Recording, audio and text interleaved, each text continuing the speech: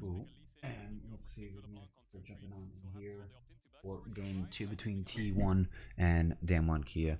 Winner for this series will go on to the finals here. So just a quick reminder of the stakes. But now we need to start seeing like what are going to be the adjustments, because in that last game, DK kind of in control most of the time.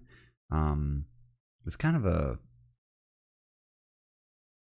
lull game, and then all of a sudden DK just find the opening, take Baron, and the game's over basically. So let's see if we can actually have a few more adjustments in this draft to give T1 a slightly better situation, because they were just kind of outranged. Ryze not really able to get into the game too much. The Jhin keeping the distance and the like. Ophelia still could be banned out, so Gumayushi is still going to be limited. Let's see if they can actually get him onto a winning matchup, more or less. Yeah. I just want to see how.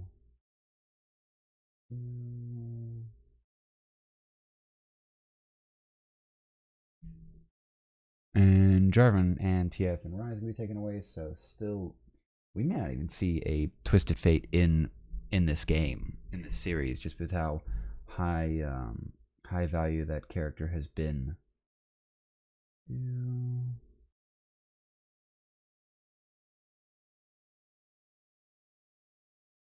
Where are you?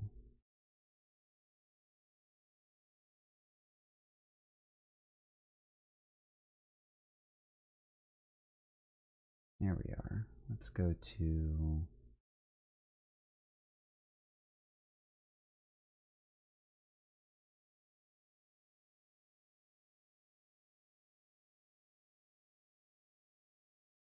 Right. Alrighty, so are they going to actually run the Jhin Maokai for their second game here? Because that was actually a super fun combo to see, because it kind of just took over the entire bot lane and didn't allow for Gumayushi and Keria to kind of get anything done there, and probably put Gumayushi at a lot of threat for being dove, since there would always be a guarantee of exactly the kind of wave that DK would want for the dive. The Lissandra getting picked in to counter Showmaker's LeBlanc. This should be a pretty fun and easy matchup for a lot of easy follow-up here for Owner. He's gotten his hands on Lee Sin. Lee Sin's been a very powerful pick in these playoffs. We've seen a lot of good work done by our LCK junglers in this, especially if we go back to Genji against Cloud9. I kind of felt like Lee Sin was probably the most powerful pick in their hands. Xin Zhao will be the counter pick, and now it's probably going to look towards like top lane bans and support bans. Khan's getting his grave, so he'll be pretty much super safe and secure. Top side. Misfortune being banned away here. Gumayushi's options still limited here. It's going to be very... Oh, he's taking the Jhin, which I don't like actually putting him on something so limiting, to be honest, but we'll see if we'll actually get anything like what we want here. What has happened?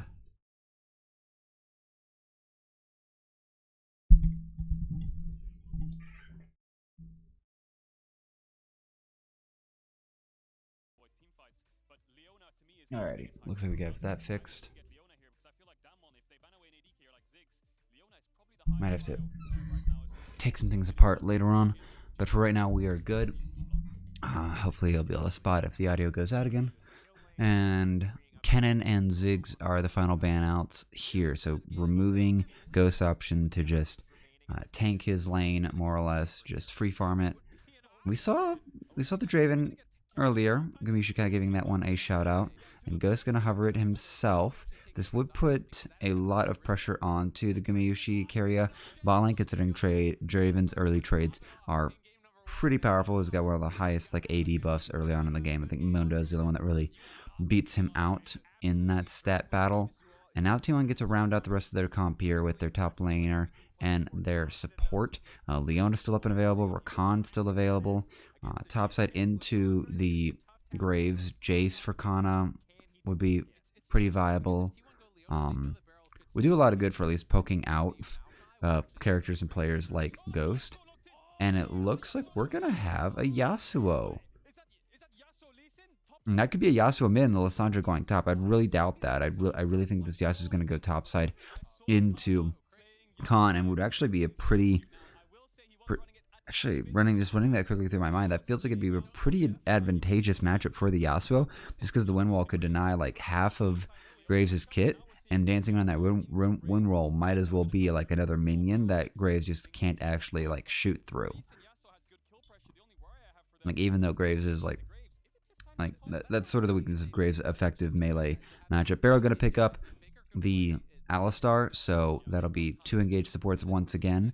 Alistar has not done so well in this tournament. We'll see if Barrow can turn around those statistics. Kyria on the Rakan is kind of become like a stock and standard. Like if you're going to have engaged supports, Rakan feels like he's actually risen to like tier 1 because Leona has not shown her face here in this draft. So trying to keep that Enchanter engage option available are the teams. Now let's...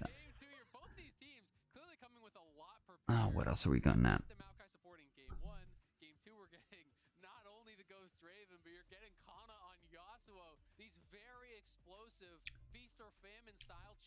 This has actually been very interesting and very fun here. Zell pointing out the Yasuo and Draven picks are just coming through. Like it's getting pretty crazy here, but it's kind of weird to see that it's like the LCK teams are the ones actually being creative or pulling out the weird picks. Because we've already talked about like the like Europe and NA always like it'd be in their best interests to look for these kinds of special picks. These not really like cheese picks, yes a little, but more like something that would like define your own style, like give you something like a competitive differential advantage. But here we are with like the top 2 teams from the LCK, and it's going to be Yasuo topside for Kana, and it's going to be Draven for Ghost. So this has just been an entirely flip of like what we would expect out of either, out of certain regions. Because like I think NA brought like Malphite over with Fudge. That's about all I can really think of. Like the Yuumi kind of came from LCK. That Yuumi band kind of seemed to have developed from the LCK area, and it's been everyone else to sort of adapt to just how oppressive Yuumi can be with her heals and poke throughout the game, and how well she scales. And also just how well she pockets, her jungler, her mid laner. So, still trying to actually highlight these 2 legends in the making. Your Showmaker putting he wins this Worlds. He's putting himself definitely in the name for one of the greatest of all time to play the game. Damage for this is just all across Worlds. It's still kind of Faker's still kind of trailing behind, but if anything, we highlighted this in the game 1, and it has yet to really show itself, at least in terms of the pick, because he did use his teleport to actually get Kana ahead earlier on in game 1. It just didn't really play out anywhere else, and I think getting all the advantages bot side ended up playing way better into Damon's favor. And it's not like if Faker had started making plays bot side, there'd have been a lot of traps to run through, a lot of saplings to run through. So I kind of think, even though that wasn't known, that ended up being a very good set of decisions, and a really fun play with the them killing the ward early on, and then Kana being able to set up his own ward TP play for Faker to come and collapse on to Khan. Now we're gonna have. Looks like that was a jungle invade, so they should be able to actually spot this out. So Canyon stealing the blue buff. This might actually split the map. They should have seen Canyon going over that ward. So Owner's going to come get his own wolves. And he should be aware. They might not have. Yeah, they might have missed that. I didn't see any pings going out. But this basically should actually split the map. This should be vertical jungling at this point, which should actually isolate the bot lanes and really kind of put the advantage for topside in Khan's favor, since that's going to be where Canyon is going to be for at least the perceivable future. There's the rotation over, so they're going to come on over to take this blue buff to at least equalize the situation, keep Oda from falling behind too far. I think they're actually just going to actually bridge this into a dive onto Showmaker. Faker just positioning himself. It's going to be a flash instant jump, and it's going to be a first blood over to Owner. He's going to take at least 2 more turret shots. Going to have to flash out to make sure he doesn't die to that 3rd tower shot, and that it's a pretty clean advantage or clean dive. And we're getting earlier first bloods here in these playoffs or in these games, and coming from the super disciplined LCKM team seems to be a very feel like a very unique situation. Chain's gonna connect onto Faker just for some last second delay and damage, but that should just mean Faker might actually miss some minions by the time he gets back. This also means that like a whole bunch of XP and jungle camps are still left up because Owner ended up so low. There we go. Owner ended up so low that he wasn't able to actually clear them out. So Scuttle Crab was taken, and Faker gonna end up. That's gonna hurt. Get a little bit of trade back there. Ball lane's stayed pretty stable, but this also means now Kanan's gonna be able to actually clear out like his entire like bot side blue jungle. So this is gonna be kind of a pretty big catapult in terms of like XP and gold. Like granted, like first blood was acquired, and the teleport on Showmaker burned, but it remains to be seen if that's gonna be a worthwhile trade. Because the kill also is put on to Owner, so that, you know, I'm kind of concerned because this is what, depending on how the rest of this sort of plays out, it's kind of a reason we haven't seen a lot of like level 2, level 3 ganks, like at least first clear ganks, most of the time because of the value of Scuttle and just trying to like just get gold or not fall behind too far. Teams have been going for full clears or more or less full clears, like maybe leaving their Krugs, and not really going for early ganks. But now we're actually finally seeing like an adjustment to that by T1, and it's refreshing, and it's gotten them actually like a 200 gold lead right now, which is pretty good, and it doesn't appear Owner's too far behind in the CS. Still giving me a little cause for concern. Figure gonna be able to actually secure himself a turret plate here. Showmaker forced to back off for some reason, and coming back with a sapphire crystal, so trying to at least get more resources for harassing Faker, it would seem. All teleports, but Kana's has actually been used. So Kana has actually been able to, I think, stay in lane this whole time. The shield on his passive probably helping him really like hold out with these trades, and he's been able to actually keep himself within about 10 CS of Khan. And now I might actually have a dive situation. Level 6 is available, but nope. Kanan's going to leave out from there.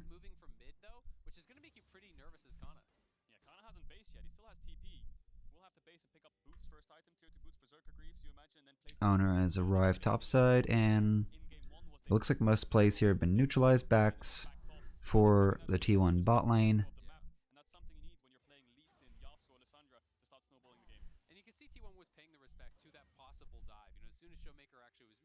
Alright, yeah. So pretty straightforward here. Kana's going to teleport back himself, finally actually getting some options, getting some items. Longsword, pod, and control ward. So T1 kind of out in the lead here for the beginning of game 2. I'm kind of waiting to see what's going to be the play here, because all the advantages and all the objectives went over for DK in game 1, and luckily, like it looks like for this match, at least mid lane is going to have some prio, as opposed to how, well, top lane is going to be kind of lost in the prio game for quite a while, just because of the range and sort of spell advantage of Khan. That could end up equaling out as soon as sort of Kana has kill threat on to Khan, just with an all in. And Kyria kind of sticking around here for quite a while mid lane, just to help Faker clear out these 2 waves. I feel like they're trying to like secure some backs. It could be rotating over. Herald is not up yet, but the T1 are very much inclined to actually just go and start the Herald as soon as it spawns here. Right at 8 minutes, so 8 o'clock, and T1 are there, and they're taking the proactive moves in this game here. DK gonna have to play reactive to the situation. Looks like they're not even gonna bother. They should know if it's 8 o'clock on the Rift. T1 have headed over to take the Herald, and that will be secured. Not much to really do or say. Ghost can be able to actually equal this out quite well. He's going to be able to get himself 2 turret plates. And they're going to actually end up leaving Gumayusi mid. So yeah, 2 turret plates over to Owner. Already sort of equalized that gold advantage that will be acquired once that, if that Herald gets used appropriately. Kana might be in a little danger here. Canyon's sneaking himself on up. But I think this should even out pretty well. Oh, Carry is arriving as well. This could be a 3-man dive onto Kana. The wave has arrived, but if he needs to, he might want to clear this out a little bit quicker. He's just going to dive in and out, right on back in. Just going to clear out the wave, not even going to try to secure the CS. And here comes next one. But it looks like everyone's sort of backing off here. Owner has arrived as well. Kind of looking for this play. Carry is here as well, so this could end up being a really... This could turn. This could turn for the worst for Damonkia. Owner is going to be able to spot. Yep, so that's going to spot out some of the members of DK. So T1 are aware of this, and this should free up. Yep, just simple wave push in mid and bot. Gumayusi doing his best with the limited options that are at his disposal.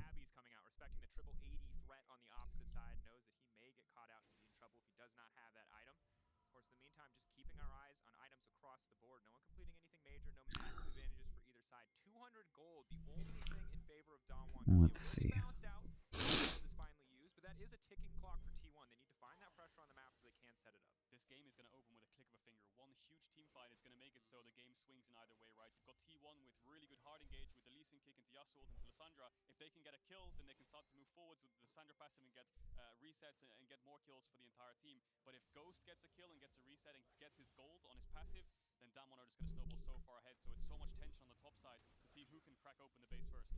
I do like the little backwards W there from Kana. Still waiting for like actually that full breakout moment altogether. So Casual with it on the money. Kana's about to get caught out here. Canyon and Barrel are going to look for it. Owner is here as well. Slowed up. He's going to flash out away, and Owner just... It's kind of on. Got to booze. He's going to get the kickoff, and they're going to jump in. Lissandra has arrived as well. Faker is going to be able to get the root ups. Who's going to isolate out? That's going to be a dead Canyon jungler down. Charm not able to reach Khan actually, but Khan is just going to get on top of him, and no one's yet dead on the side of T1. Big knockup. They got to put him Owner underneath the tower. It's going to get it finished up, but kill credit's going to go over, and Khan has survived. He's survived off the sliver of health here. Showmaker is going to actually get his chain put off onto Carry, but it's not going to connect here. Double knockup. So it's going to be a 1-for-1 trade for T1 and DK. Looks like advantage may... Looks kind of equalized, but it's major advantage may just go from the fact that Gumayusi is going to get bullied out pretty easily by Ghost bot side here.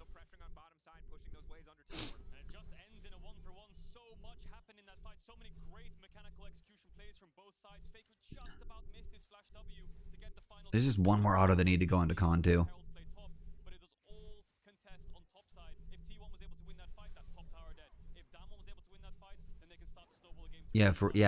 So Kidru kind of pointing out like the losses that the extended losses that come through for that not working out, and at least not clearly working out for either team. They are gonna be able to at least get the Herald down for the extra gold for the turret plate gold.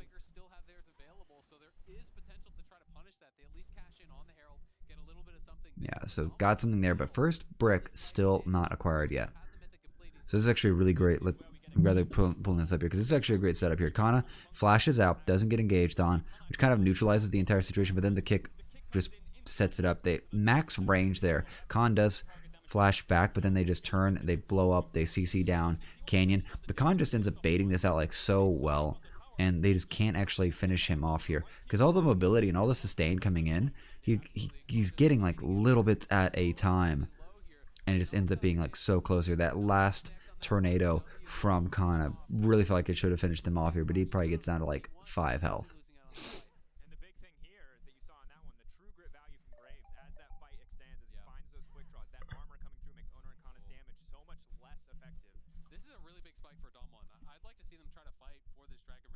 Yeah, because they have all their mythics across the board here. No mythics actually even finished other than the Gore Drinker on Owner. So this is kind of like all in DK's favor at the current moment. It just comes down to if they're actually going to make the move over, and it looks like they might. They're going to, at least Canyon and Barrel are there. Going to start clearing out the vision.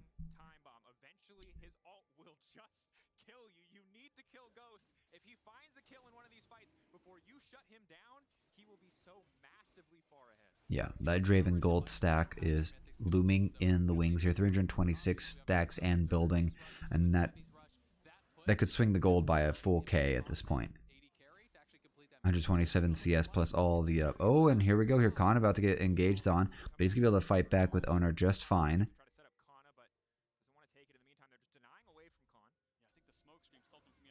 Ooh, Gumiushi.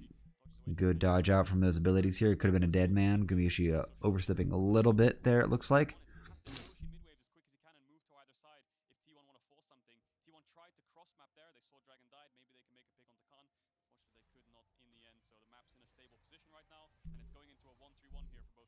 Yeah, a little bit of lane reassignment here. Ghost coming mid.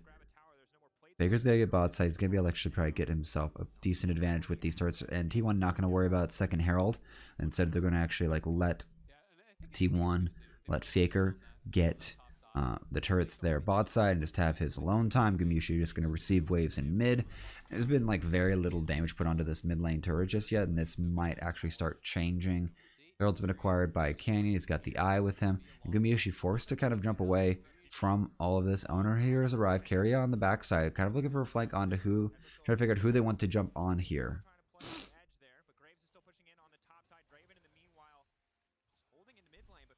Yeah, Faker's been sitting like solo this whole time here. They kind of need to actually figure out what they want to do here. T1 trying to actually like kite away, but they're going to leave. They kind of end up leaving this mid turret like exposed by like how they've just positioned themselves. Herald's gonna be able to actually get the charge off. They're gonna be able to hit the eye, and they should be able to actually secure the rest of it. So Herald goes down. Yeah, Lissandra's on her way up. So this has actually kind of been a neutralized situation here. Towers exchanged here. Could not actually track exactly who got first tower there. This has been a very tension-filled mid lane hold. Showmaker just kind of sitting in the wings looking for an assassination onto someone, and we might actually have ourselves another major fight here. Knockback is going to hit. They want to try to get onto Ghost, but it's not going to work here. Engage from Barrel. Ultimate comes out, but Gumiushi is going to stay healthy. And we're still just sitting here on a knife's edge here. Showmaker spotted out in the brush, and this kind of actually devolved at this point. Like for how long we've been here, this kind of devolved into an ARAM. LCK ARAM is on the menu apparently, because both teams I think just hanging out here looking for a fight, looking to actually get a pick here, find the advantage to actually secure that mid lane turret, because both heralds have been spent, and it's led to neither mid lane turret going down. Both turrets received a herald, but neither has received a finishing blow. It's really just been, it's only been the side waves. So Faker's gonna head back over to bot. Kana's gonna have to land up against Showmaker now. And this Yasuo's starting to get online. Crits abound. Gale Force and all the mythics for T1 has finished up. Gold lead's still in their favor by a good at least 1k. So the game's still effectively neutralized.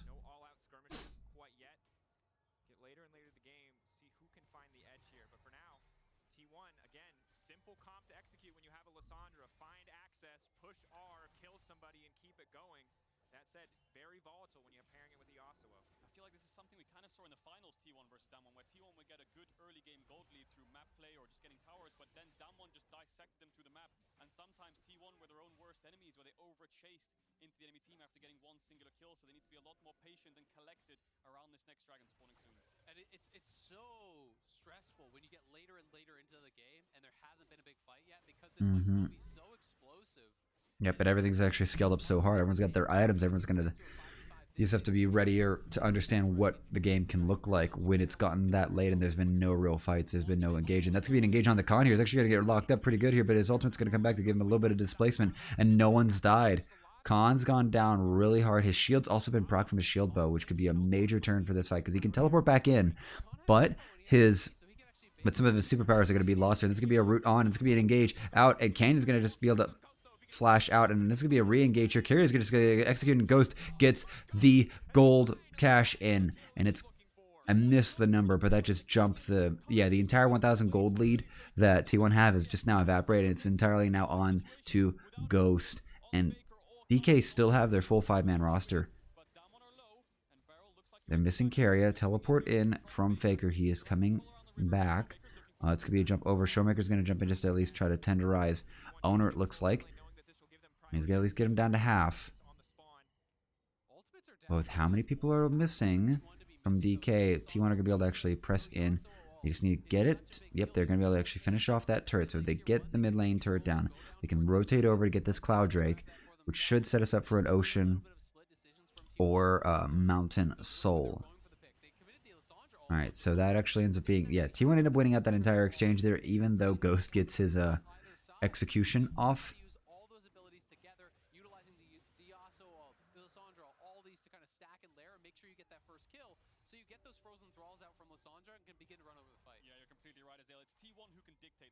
Yeah, T1 has all the engagement sort of option for it. Barrel can be an point of engage, so can Canyon. But yeah, T1 have such a sort of wombo combo to just neutralize like a single or multiple targets. Especially with the long range follow up from Gumiushi just to root them even further. So this T1 with a really good sort of game plan to just kind of, especially if they group as 5, they can get that one pick. If they can find that knock up, that root, that charm onto a ideal target such as Showmaker or Ghost, this could end up just swinging the entire fight. I'm not even sure if that charm hit onto Canyon, but he's able to at least get his Crescent Guard up, flash away, and then they just go right on in. Whirling Death executes Carrier, and that's a huge...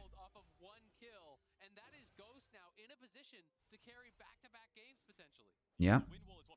Item disparity has yet to come through here because that's just the one big kill on to Ghost, but it looks like, just looking at the items, it's only like a crit click, so it's like an 800 gold difference there.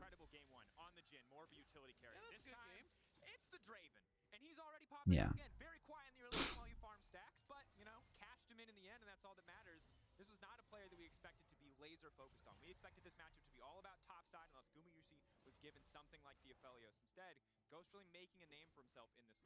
Yeah, Ghost really doing a lot of work here, and clearly like showing that he's, especially just how game 1 went, he had a 93%, you can see it there, kill participation. He was a part of everything just because of how his gen went. So Gumiushi trying to show him one better. But he is an incredible player in his own right, and definitely showing that here against T1's bot lane, who is considered by many to be the strongest at the tournament.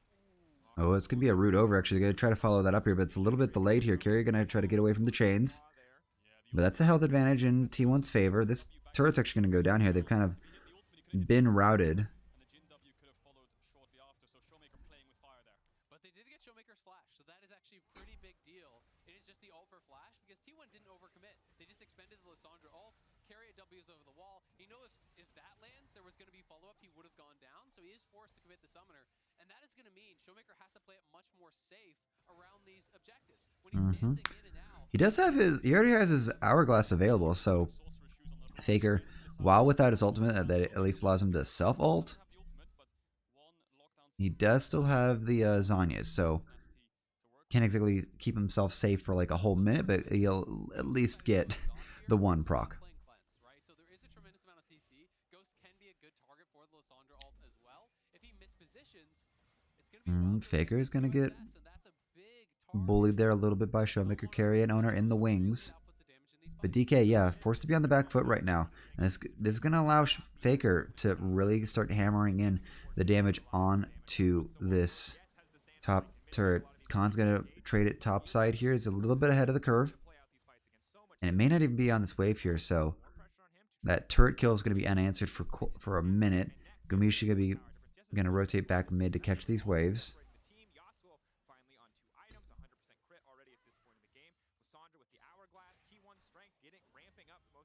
Yeah, can I just say the early game to mid game has been beautiful from both teams, both these games. Every single time one team has tempo top side or bot side and they have a numbers advantage, the other team just finds some kind of cross map play, whether it's tier 2 trades, tier 1 trades over sides. You can see it right there. T1 get the top tower, down one respond with bot tower, and that's just And actually, we've already noticed here that there might be a Skarner tax coming into play because of the Lissandra, because the Quicksilver Sash has already been bought by Ghost. So, like, it's kind of a there's kind of a half and half here, but he is not an option now for the CC lockdown. He'll be able to at least cleanse out of one of at least the many CCs that can come out from T1, but that should basically just neutralize the Frozen Tomb from Faker. So that actually that ends up being a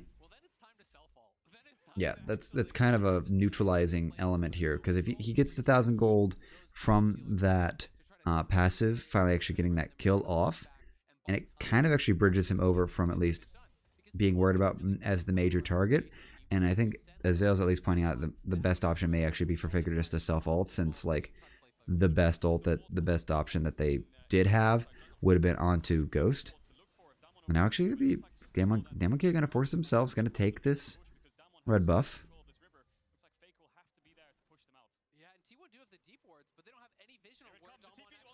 Oh, TP on the backside here. It's going to be a TP over from Faker. He's going to look for the flanker. He's going to try to actually find the engage. It's going to be a jump on it. It's going to be a dead Ghost here. I don't care if you even have the Quicksilver Sash. You're still going to go down. Faker's finally arriving into this game, and he still has a Frozen Tomb here. Low health bars on the side of T1, but they need to start finishing up this fight here. Faker trying to chase down Showmaker, and he's actually going to he just needs one more auto, but this game has kind of gone a little bit topsy-turvy here. It's going to be a go-in. Faker arriving a little bit too late, but they have to squeeze this one back here. Khan standing tall, standing strong, but I don't think he's going to have what it takes, and that's going to be a finish off.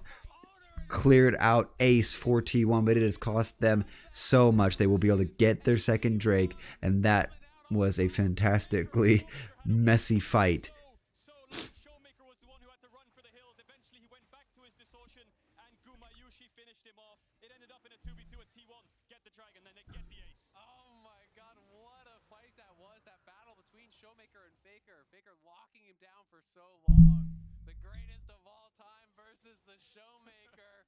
Sit down, kid. You still got something to learn. And we see it here, right? Yeah, Showmaker trying to actually get some poke out here, but Faker on this flank here barely at least gets the ward across, but they're able to just find Gumayushi and blow him up before he's allowed to do anything. And now Faker arrives. Barrel buying so much space here, and Showmaker just trying to get in there, almost gets Carrier down.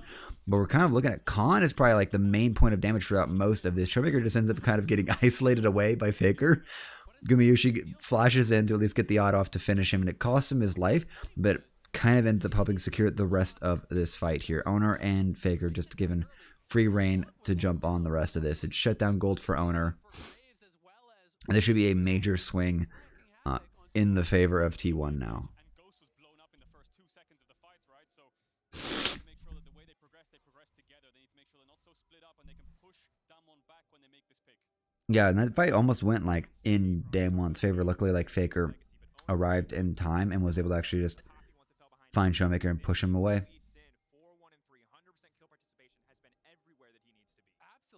Lee Sin, like Owner's doing a great job on the Lee Sin, but Lee Sin just appears to be like the most prioritized jungler like in these playoffs. And since we saw Gen G, it just felt like Lee Sin has become like the tier 1 jungler now, just because everyone's always getting such creative plays off with this character, and the engage, like, it's not as reliable as like the old days of like the Maokai W. Just hit W and you're on someone, and then they get CC'd, and you know that was the classic like, you know, Maokai versus, you know, kind of Scion top lanes.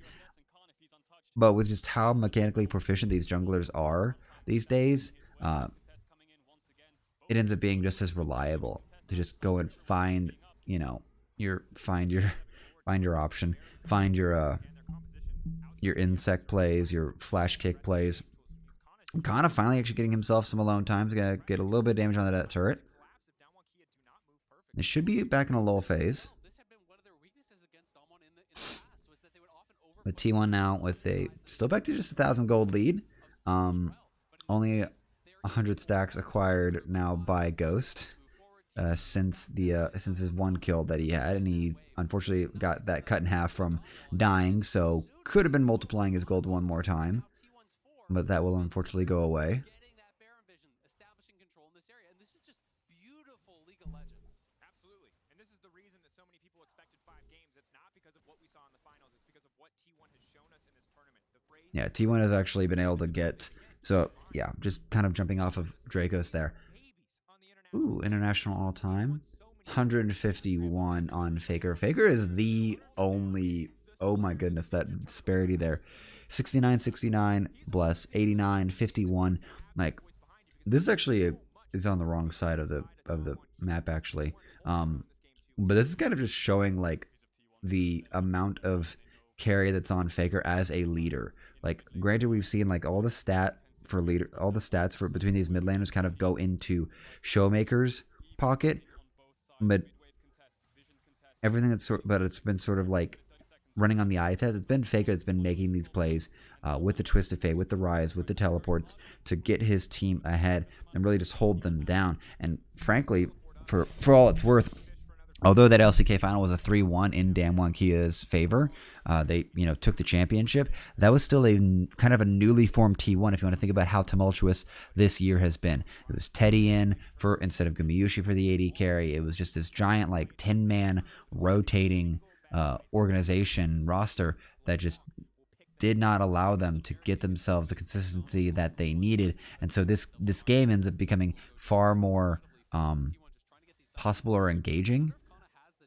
And T1 ended up having a much, like, the bets are on T1 and DK a lot more evenly than they were back at the LCK final. T1 has been able to come through this tournament, get themselves together, and show themselves as probably like even like the finals contention. Like, it's been EDG, Damwon Kia, and T1 looking like the teams that should end up in the finals. Like, best bets, they're gonna make it to the finals here.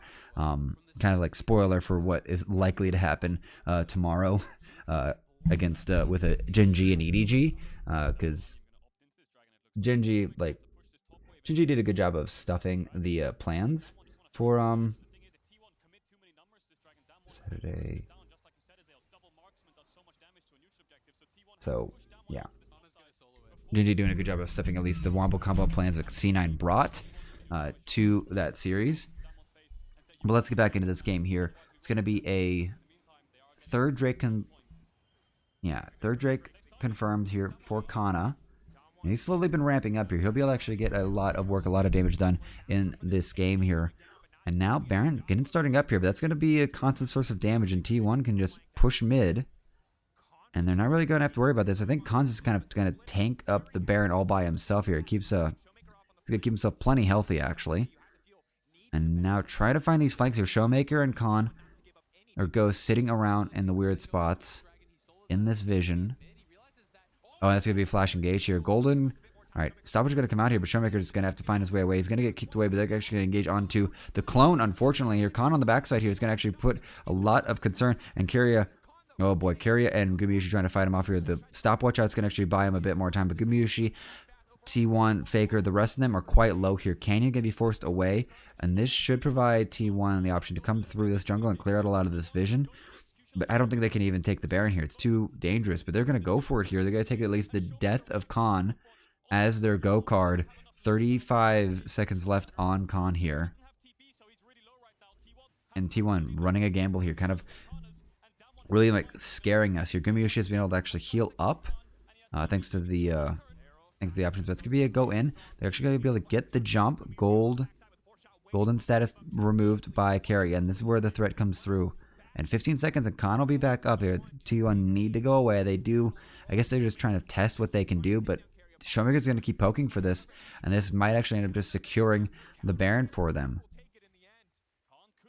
And T1 forced to stay on the map a little bit longer. Carry a low on mana. Showmaker trying to find Gumayusi here.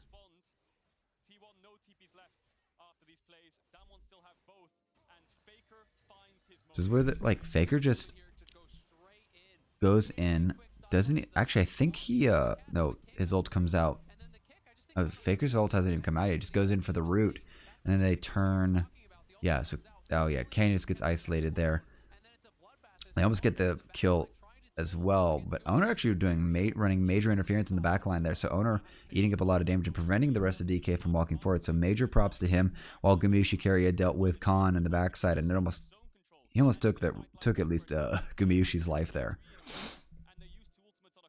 So T1 back into this river here. 2,000 gold lead in their favor. So this game is still it's very rare we're seeing this.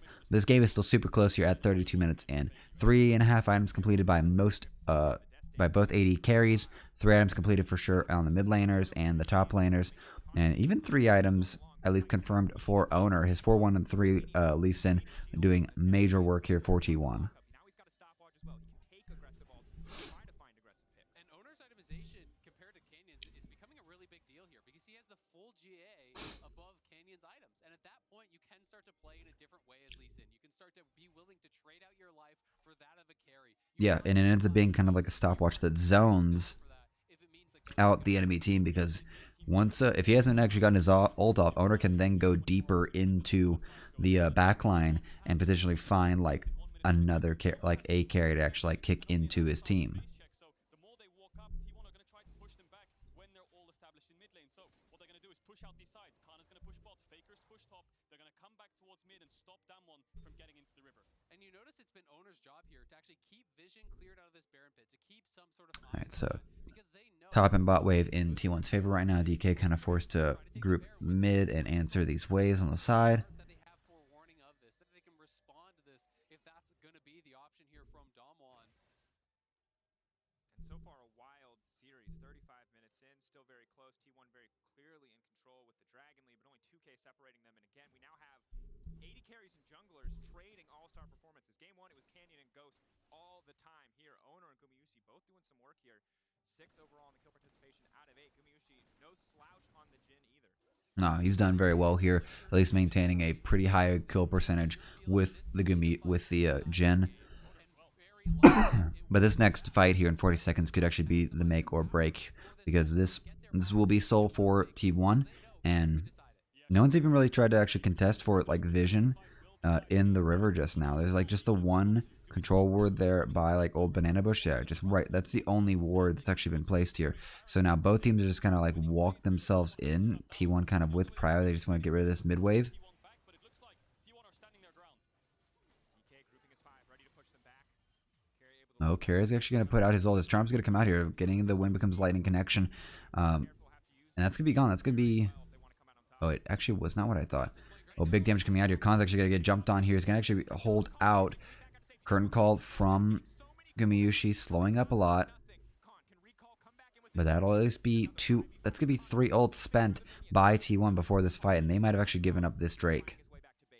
And they're actually going to position themselves over for Baron. So Canyon and Ghost going to actually just secure this Drake in like no time flat here. We are very late into the game. The damage on these carries is massive. But here comes the charm out. And that's in anticipation of someone coming. But that'll be a wasted ult as well. So that's 4 ults down on the side of T1. And that kind of just relinquishes any advantages that they had or any options that they had. Now DK are going to be able to actually position themselves for this Baron. T1 are backing off and kind of just giving up the Baron right now, it looks like. Are they somehow misreading this?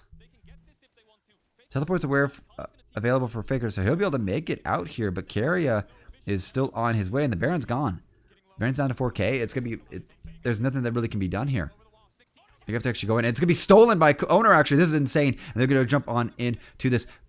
Ghost, the first one to go down there. The focus still fantastic. And Khan trying to fight his way out here, dodging everything left and right. But that's going to be a double kill over to Gumayusi. Triple kill for Gumayusi. And I don't know if that was like part of the plan here. Gumayusi actually getting collapsed on by Showmaker, but he's not going to be able to find the kill. He's going to pull out the stopwatch, but he is going to get secured. Ace. Clean ace secured by T1. I don't know if that was a part of the plan, and that might be actually the end of game 2 here, but DK looked like they were in prime position to just take that Baron and walk away, but T1 with just a fantastic just trigger shot call. Get Ghost killed once again here. Owner steals the Baron, and they just take out Damwon Kia for the ace for the Nexus, and that will be game 2.